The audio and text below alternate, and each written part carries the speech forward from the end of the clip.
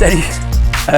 Voilà, il fait tellement chaud que je suis dans ma voiture et que je vais vous parler d'un truc qui me tient à cœur, qui me tient vraiment beaucoup à cœur ces temps-ci et que j'ai abordé dernièrement avec Nicolas de l'Endurance Shop en Bretagne, vous savez, à Trégueux, je crois que c'est ça. Nicolas, pardonne-moi si c'est pas Trégueux, je connais pas forcément bien la Bretagne. C'était la semaine dernière, c'était mardi dernier, quelque chose comme ça. Non, c'était cette semaine, c'était mardi, où on a un petit peu abordé ce thème-là, le thème des inscriptions, le thème des événements, qui s'annulent, parfois qui s'annulent pas, souvent qui s'annulent pas plutôt, et qui en plus souvent ne communiquent absolument d'aucune manière et donc ne nous permettent pas, nous coureurs, nous permettent pas tellement d'anticiper et nous font, moi je le vis comme ça, je partage ça avec vous, moi je le vis comme ça, nous font un petit peu nous inquiéter, nous stresser et je trouve que c'est pas nécessaire. Je trouve que justement en ce moment, alors qu'on est déjà tous plus ou moins stressés pour plein de raisons, on est pour certains d'entre nous, pas moi d'accord, mais on est souvent confinés. Et je dis pas moi, encore une fois, c'est pas que moi, c'est-à-dire qu'il y a des Français, il faut pas oublier, des Français qui vivent en Hexagone, des Français qui vivent en Corse, des Français qui vivent aux Antilles, des Français qui vivent en Nouvelle-Calédonie ou à Tahiti, ou encore des Français qui sont expatriés, donc qui vivent dans des pays où la loi concernant le confinement n'est pas le même. Et d'ailleurs, je peux vous dire que j'ai un copain qui vit à Singapour et ces derniers jours a été lancé à Singapour un système absolument incroyable de petits robots autonomes qui sont dans la rue, qui sont dans les parcs, qui sont sur les chemins et qui vérifient que vous respectez le confinement. C'est un truc incroyable, hein. Je sais pas exactement comment ça fonctionne, mais allez voir sur le blog, je vais vous mettre la photo du panneau, vous vous baladez dans le parc et le parc vous dit attention, dans ce parc il y a des robots, mais des robots j'allais dire des robots à 4 pattes, non mais des robots à 2 pattes, c'est le retour du Jedi quoi, hein. Et d'ailleurs il ressemble un peu, je sais pas si pour ceux qui connaissent, dans le retour du Jedi quand il y a la bataille avec les Ewoks, les espèces de machines de l'Empire qui sont sur deux grandes pattes comme ça avec une tourelle, une espèce de carré comme ça et puis 2 grandes pattes, et ça ressemble un peu à ça, sauf que ces robots là de Singapour sont tout jaunes, mais enfin bon bref, donc ils font la police en fait, ces robots, ni plus ni moins. Bon c'est un autre débat, personnellement je trouve qu'il y a beaucoup de choses intéressantes dont on devrait s'inspirer à Singapour, pas tout peut-être, mais enfin en tout cas voilà, bref. Donc tout ça pour dire que sur les événements, moi j'ai des choses à dire et je suis, je vous l'annonce, vous en foutez bien sûr, mais j'ai pris la décision de ne pas participer au Marathon des Sables du mois de septembre, alors que j'étais inscrit, que je devais faire le Marathon des Sables au mois d'avril, qui a été repoussé au mois de septembre. Il n'y a pas de communication pour le moment des organisateurs, aucune communication. Il n'y a aucune communication de la part des organisateurs. Mon ami Patrick Boer, Patrick, si tu m'entends, je t'adore, j'adore ta course, tu le sais, je suis fan absolu de ta course. Je l'ai fait 7 fois, terminé 7 fois, et je reviendrai avec plaisir la faire chaque année. Mais ça m'inquiète. Voilà, je suis inquiet qu'il n'y ait pas de communication, c'est-à-dire qu'est-ce que ça veut dire? Bon voilà, je prends l'exemple du Marathon des Sables, donc moi j'ai annulé ma participation au Marathon des Sables. Officiellement, j'ai demandé un report sur l'édition 2021. Et je vais faire la même chose, je vais envoyer mon email aujourd'hui avec l'UTMB. L'UTMB encore une fois, l'UTMB et le Marathon des Sables, c'est mes 2 courses préférées. L'UTMB, je l'ai fait 4 fois finisher. Alors soyons honnêtes, j'ai participé, j'ai pris le départ 5 fois. La dernière fois, j'ai bâché dans la descente après le col du bonhomme. J'ai bâché. Donc disons 4 fois finisher sur 5 tentatives. Mais bref, 4 UTMB, 7 Marathons des Sables. Bon, j'ai jamais bâché au Marathon des Sables. Et donc c'est des courses que j'attends moi avec impatience, non pas chaque année. Pour le Marathon des Sables, oui, mais l'UTMB, je considère que c'est trop difficile à faire chaque année. Pas chaque année, pardon. Mais en tout cas, voilà, j'étais ravi d'y retourner. Ça fait plusieurs années que j'ai pas été à Chamonix, ça fait plusieurs années que j'ai pas participé à l'UTMB. Et donc j'étais ravi de participer à cette UTMB qui au jour d'aujourd'hui a toujours lieu. Alors je sais que Michel Poletti, qui a pris sa retraite de l'ITRA mais qui s'occupe toujours de l'UTMB, s'est exprimé sur un média concurrent. Voilà, je doute, j'ai pas écouté l'interview. Je me permets de douter moi de la qualité de l'interview, mais bon, je vais écouter et puis je referai un post moi en tant que participant et en tant que journaliste. Alors en tant que journaliste, c'est très difficile de les avoir, les Poletti. Et en tant que participant, j'ai 0 nouvelles, j'ai 0 news, j'ai pas reçu de mail, vous n'avez pas vous reçu de mail vous expliquant quoi que ce soit. On nous parle vaguement d'un UTMB modifié. Bon, mais qu'est-ce que ça veut dire exactement? Moi perso, je sais pas. Et si vous voulez ça, moi ça m'inquiète un peu. Ça m'énerve un peu, ça m'inquiète un peu. Ça m'énerve parce que je trouve que les organisateurs devraient prendre davantage leurs responsabilités. Je comprends bien, évidemment, ces organisateurs-là vivent de leur événement. Financièrement, c'est très difficile de prendre la décision d'accepter le fait que la course n'ait pas lieu cette année, de faire le deuil de l'événement en 2020. Bon, mais enfin, d'abord, ils sont pas les seuls, et puis les gens ont d'autres problèmes. Je veux dire, c'est pas les seuls à avoir des problèmes de boulot. Et je trouve que c'est un petit peu irresponsable. Je trouve que c'est pas très professionnel de pas communiquer, ne serait-ce que communiquer en disant attendez les gars, je ne sais pas quoi faire. Mon cœur balance, j'hésite entre annuler, essayer malgré tout de porter la course à bout de bras pour essayer qu'elle ait lieu, parce que financièrement pour moi ça va être difficile. Je veux dire, on peut se mettre à la place des gens. Je veux dire, moi je peux comprendre un mail de ces organisateurs-là que j'ai cités qui m'expliquerait que c'est une décision extrêmement difficile et que pour le moment ils sont un peu entre 2 eaux et qui comprennent non seulement que nous aussi du coup on puisse mal le vivre et qu'on ait peut-être envie de déplacer sur 2021, parce qu'on imagine aussi très bien qu'évidemment s'il y a 3 pelés 4 tondus sur l'UTMB ou au Marathon des Sables, ça va pas être rentable pour eux. C'est-à-dire que la course évidemment elle est rentable pour pour eux, ça coûte de l'argent de faire une course, donc c'est rentable pour eux qu'à partir d'un certain nombre de participants. S'il y a 150 personnes qui courent l'UTMB, je suis pas sûr que ce soit rentable. Je pense par contre les 150 personnes, si les conditions de course sont respectées, c'est-à-dire qu'il y a suffisamment de bénévoles, si la sécurité est assurée, si en plus il fait beau, ces 150 coureurs-là, ils vont se régaler à Chamonix. Mais ça, c'est comme jamais, comme jamais. Bon, moi j'irai pas, personnellement, pour des raisons de sécurité et de santé, j'ai pas envie de m'exposer à ça. Mais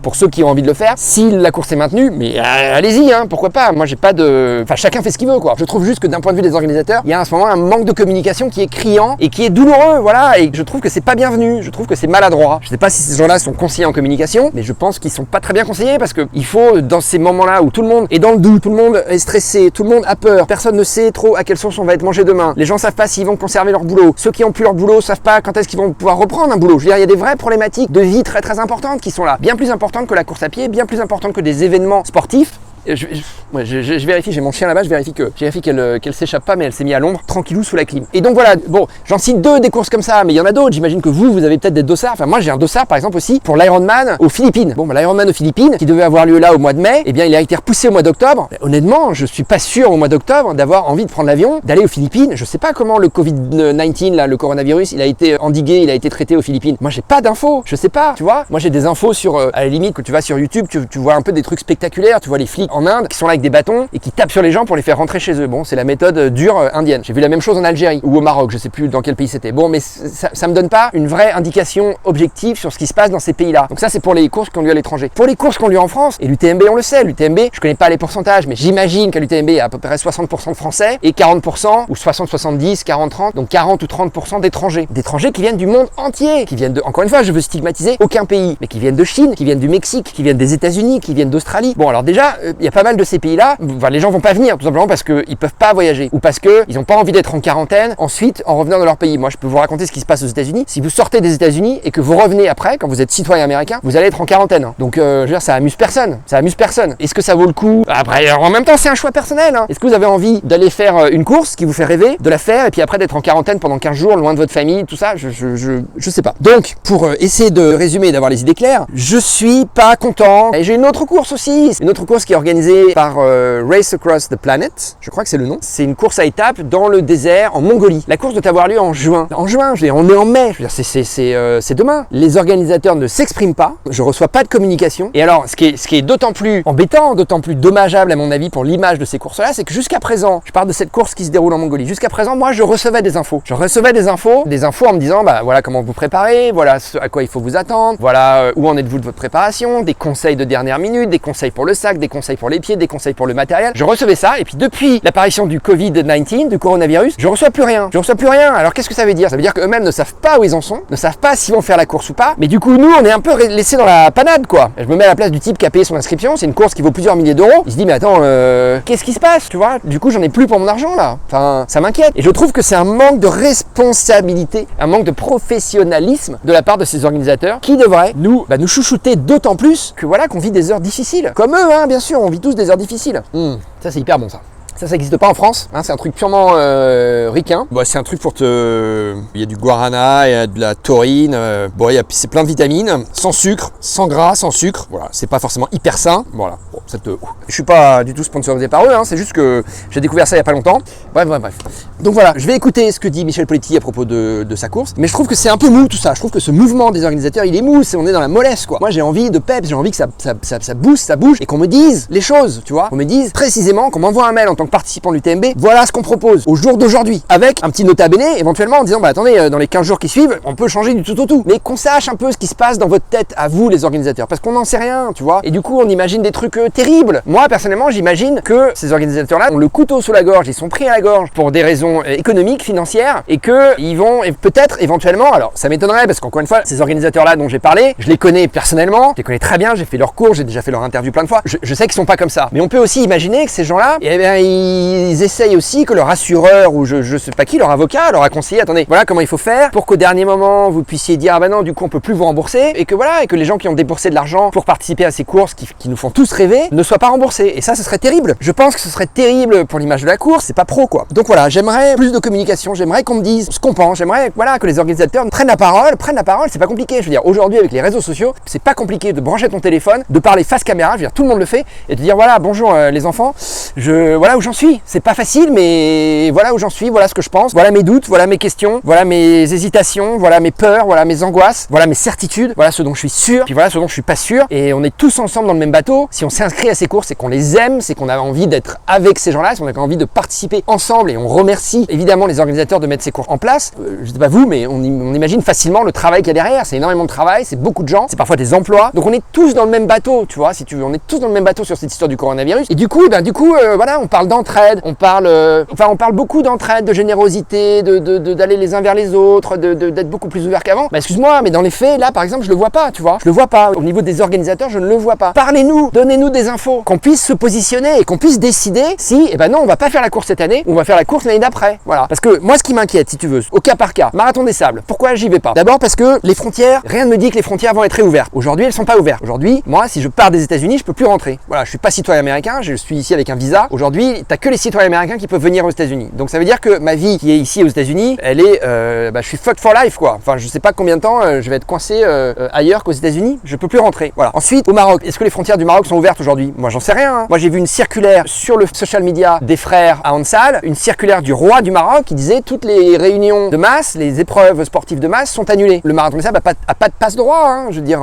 Donc cette circulaire, elle datait, je pense, d'il y a un mois ou deux. Bon, mais est-ce que cette prérogative, est-ce que cette loi va être prolongée? On n'en sait rien. Moi, j'en sais rien. J'ai pas l'info. On ne sait pas ce qui se trame derrière, et je trouve ça un petit peu dommage. On aimerait être un peu plus mise au parfum, qu'on nous raconte un peu ce qui se trame derrière le rideau, parce que je trouve qu'on le mérite, quoi. Voilà, quand on débourse des milliers d'euros pour aller faire une course, je pense qu'on a droit à plus de considération. Oui, c'est un petit peu difficile, c'est un petit peu dur, j'ai un jugement un petit peu dur, mais c'est un petit manque de considération quand même. Voilà. Bon, ça n'engage que moi, hein. Ça n'engage que moi. Donc Marathon des Sables, voilà, le côté international, si tu veux. Le fait que y avoir des gens du monde entier qui vont venir. C'est une course où on est quand même les uns sur les autres. T'es dans une tente avec 8 personnes que tu ne connais pas, et rien ne te dit que le type a pas le coronavirus, tu vois. D'autant que c'est encore une fois une maladie où potentiellement il n'y a pas de symptômes. Donc ça veut dire quoi? Ça veut dire que si quelqu'un a le coronavirus dans la tente, d'abord il le sait pas forcément, et puis ensuite tu peux être sûr que les 8 de la tente l'ont. Hein. Et donc ça veut dire quoi? Ça veut dire que le matin tu vas parler à la tente d'à côté, tu lui refiles à la tente d'à côté. Enfin je veux dire très vite, tu peux imaginer le scénario le plus noir possible, tout le camp, et ça fait je sais pas 2000 coureurs, allez 4000 personnes en tout, ou 3000 personnes, on va pas aller dans la folie des grandeurs, 3000 personnes, d'un coup ont le coronavirus. Tu vois, je veux dire, pardon, mais le coronavirus, certains décident de le prendre à la légère, mais d'autres ont bien compris que c'était un truc sérieux. Enfin, je veux dire, il y a des gens qui meurent, quoi. Je suis bien placé pour le dire, parce qu'ici aux États-Unis, je peux vous dire que le pays est vraiment divisé, hein, entre ceux qui le prennent très très au sérieux, et puis ceux qui manifestent dans la rue parce qu'ils sont pas contents, et ils imaginent qu'on touche à leurs droits constitutionnels, et le confinement c'est du n'importe quoi. Bref, que c'est un complot. Hein. Le coronavirus c'est un complot. C'est un truc qui est inventé par l'État, qui est inventé par Trump, et c'est un complot. Il y a des gens qui sont débiles. Hein. Mais donc voilà, donc si tu veux, tu vas aller au Marathon des Sables, et puis rien ne te dit que tu vas pas le choper, tu vois. Donc après, qu'est-ce que ça veut dire? Enfin, je veux dire, il faut que le Marathon des Sables aussi ait conscience d'un truc, c'est que j'écoutais hier une émission de radio ici sur l'état économique de l'industrie du cinéma. Hein, ici à Los Angeles, on le sait, hein, c'est Hollywood, ce qu'on appelle Hollywood. Et bien Hollywood, aujourd'hui, évidemment, tous les tournages sont arrêtés. Au niveau des assurances, qui est très américain, les Américains ont beaucoup d'assurances pour tout. Il n'y a aucune assurance aujourd'hui qui va accepter que les tournages reprennent, parce que si quelqu'un attrape le coronavirus sur un tournage et fait un procès à la production du film, laisse tomber les millions de dollars que ça va coûter aux assurances. Regardez les séries, des trucs sur Netflix, parce que pour le moment rien ne se tourne ici, hein, qui parle de reprendre petit à petit, mais c'est pas du tout gagné. Donc très vite, d'un point de vue du cinéma, de la télé, on va en tout cas de ce qui nous provient des États-Unis, on va arriver à pas de nouveaux programmes, pas de nouvelles séries, pas de nouveaux films. C'est aussi la réalité, ça. Hein. Et donc sur la course à pied, c'est pareil, c'est-à-dire que si jamais tu peux prouver que tu as chopé le coronavirus au Marathon des Sables, tu peux être sûr que là tu vas faire un procès à l'organisation. Hein. Et ce serait normal, tu vois. Je trouve que là, pour le coup, ce serait mérité, quoi. Bon, donc tout ça, c'est très compliqué. Donc ça, c'est pour le Marathon des Sables. Et puis en plus, c'est une course, le Marathon des Sables, si tu veux, où t'es pas dans l'hygiène, quoi. Hein. T'as les mains, les pieds, t'es tout en sale. Tu portes tout dans ton dos, donc tu t'emmènes souvent pas de savon. Ça veut dire quoi? Ça veut dire que tu vas emmener du gel, des petites bouteilles de gel, là, tu sais, avec toi pour une semaine. Mais je veux dire, là, il va en falloir que tu t'en portes 4 litres. Et tu vas en avoir 4 litres dans ton sac à dos, parce que à chaque fois que tu vas choper une bouteille d'eau ravitaillement, ou à chaque fois que tu vas parler à quelqu'un dans ta tente, tu vas te laver les mains, tu vas être avec ton masque, alors qu'il fait 45 degrés. Je veux dire, parfois sur le marathon des sables, pardonnez-moi, mais je peux en témoigner, une année sur l'étape marathon, donc c'est la dernière grosse étape. En général, les 3 premiers jours, c'est assez facile. Enfin, c'est assez facile, c'est 30 bornes. Après, tu as la grande étape, 80 bornes, 90, 80 bornes environ. Puis après, tu as le marathon. Pendant l'étape marathon, un jour, on a eu 50 degrés. 50 degrés Celsius en plein soleil. 50 degrés Celsius en plein soleil, tu cours pas avec un masque. Enfin, je veux dire, si tu veux que les mecs ils fassent syncope après syncope, c'est le meilleur moyen. Donc, si tu veux, c'est quand même des vraies questions, tu vois. Moi, je vois pas comment c'est possible. Je me dis que ils vont annuler au dernier moment, comme ils l'ont fait pour le mois d'avril. Mais à la limite, pour le mois d'avril, je peux comprendre parce que le truc est survenu d'un coup, le coronavirus. Personne n'a eu le temps de voir venir. T'es un tsunami, si tu veux, tu vois. Donc, t'as pas eu le temps de fuir, t'as pas eu le temps de t'organiser. Donc, je dis rien pour ça. Mais là, septembre, quand même, on est en mai. Je pense qu'ils ont quand même la visibilité et ils se rendent bien compte qu'il y a toujours pas de vaccin. Les frontières, on n'en sait rien. Les scientifiques sont toujours pas d'accord. Je veux dire, c'est toujours un bordel sans nom cette histoire du coronavirus. Donc, imaginez que tu vas pouvoir faire une course au mois de septembre dans le désert, au Maroc, dans des conditions d'hygiène qui déjà à l'origine sont minables. Ça me paraît complètement impossible. Tu vois, tu vas aller voir les médecins, pareil pour eux. Je veux dire, il n'y a pas la clim dans les tentes des médecins. Les médecins avec des gants en plastique, des masques. Enfin, je veux dire, tu vas contaminer tout le monde. Donc tout le monde va contaminer tout le monde. Enfin, je veux dire, il va y avoir des morts, quoi. Tu vois, non mais je veux pas dramatiser, mais à un moment donné, c'est aussi la réalité du coronavirus. Il va y avoir des morts.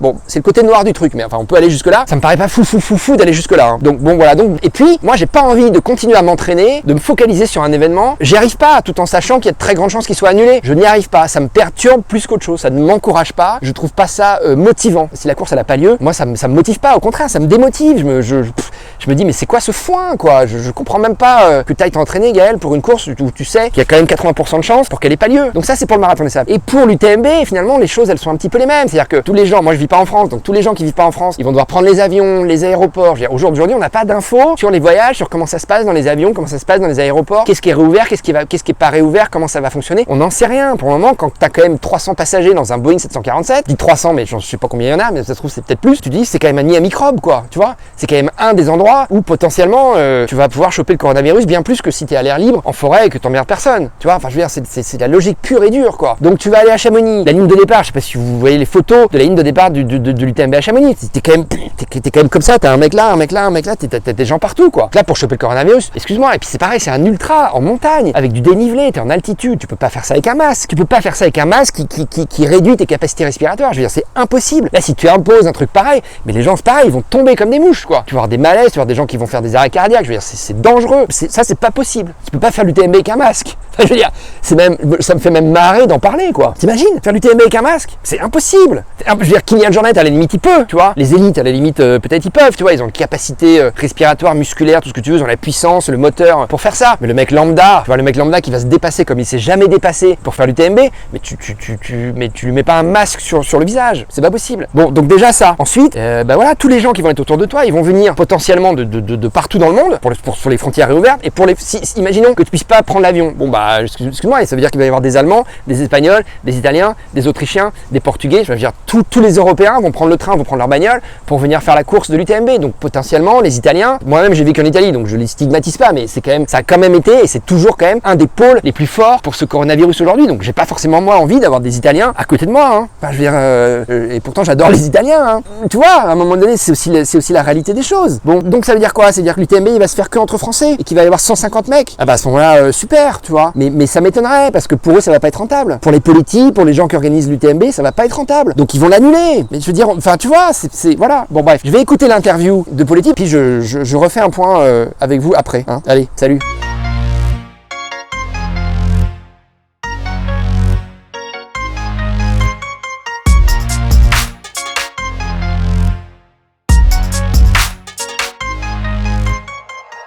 Like you, be strong to hold the powers of the sun.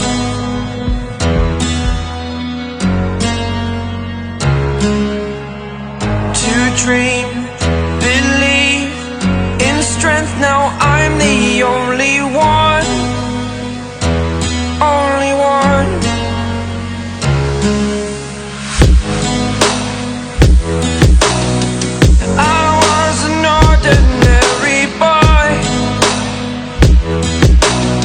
Until I broke the rules, my life destroyed. Life destroyed.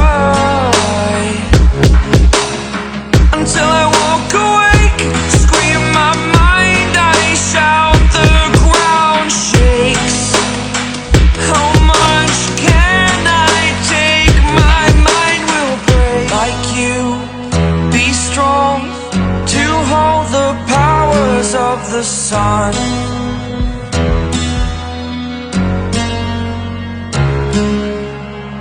To dream, believe in strength. Now I'm the only one.